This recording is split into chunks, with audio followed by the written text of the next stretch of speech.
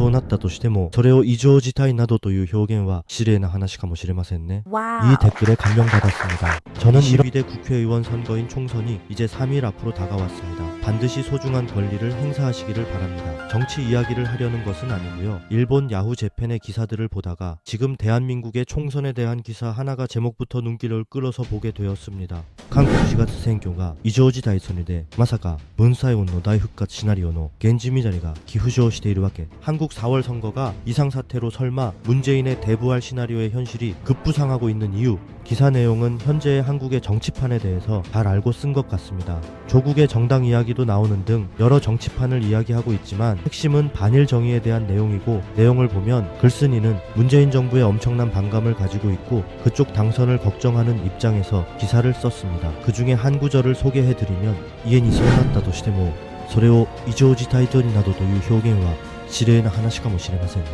문재인 정권에서의 이권의 어둠은 지금도 엄청나게 날마다 폭로되고 있다. 이런 사태를 받아 윤석열 정권이 되고 나서 국민은 지금까지의 반일이란 도대체 무엇이었는지를 생각하고 있는 것이다. 나도 어린 시절 선택의 여지 없이 조선학교에 가서 지금까지의 한국인처럼 일본을 원망하면서 보내고 있었다. 하지만 윤 정권은 지금까지 일본의 행위가 정당성이 있다고 대통령 스스로가 국민에게 알렸다. 그리고 지금 많은 한국 국민은 방일해 지금까지 한국의 반일 정의에 대답을 하고 있다. 결국은 일본보다 정치에 민감하고 관심이 높다고 한 한국도 뚜껑을 열면 오랜 좌파 활동가의 로비 활동으로 해왔던 측면은 적지 않았다는 셈이다. 여기에 정말 많은 댓글이 달렸고 이렇게 대한민국에 일본인들이 관심이 많다는 것을 새삼 느낄 수 있었습니다. 오늘 영상은 기사 내용을 논하거나 자세히 소개해 드리려는 것보다는 여기에 달린 많은 댓글 중 하나를 보고 울림이 와서 그 댓글을 소개해 드립니다.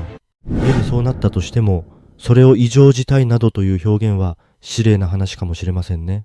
만약 그렇게 되었다고 해도 그것을 이상사태 등이라고 하는 표현은 무례한 이야기일지도 모르겠네요. 어디까지나 공정한 선거의 결과라면 그 결과는 한국 국민의 민의가 반영된 한국 국민의 총이라는 것이 되기 때문입니다. 내정 불간섭이라고 하는 것은 외교상의 대원칙이기 때문에 그 결과를 담담하게 받아들이는 이외에 일본 측으로서 그 밖의 선택사항 등은 일절 없습니다. 일본 측의 선택지로서는 그 결과를 받은 뒤 한국 국민의 민의가 반영된 결과라고 존중하고 한국 측의 대일 자세가 변화한 경우에는 그때에 대한국 외교를 바꾼다는 것 현실적인 선택입니다. 이 댓글에 감명받았습니다. 저는 이런 일본 분들과 교류를 해보고 싶습니다.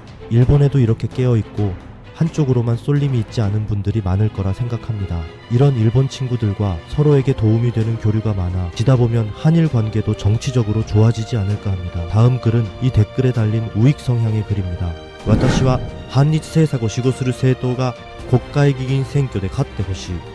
나는 반일 정책을 실시하는 정당이 국회의원 선거에서 이기길 바란다. 친일한 모습을 하고 일본 기업의 자산 압류를 해제하지 않고 일본의 경제 지원을 요구하는 정권은 선거에서 대패해 주었으면 한다.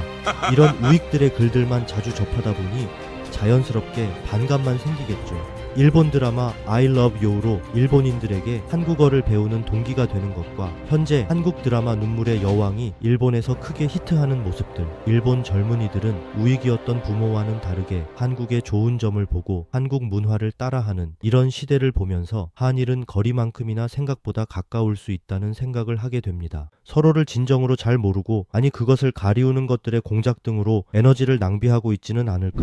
정치만을 빼고 놓고 본다는 가정을 해보면 한국과 일본은 정말 서로에게 이점이 되는 많은 것들이 존재해 보입니다.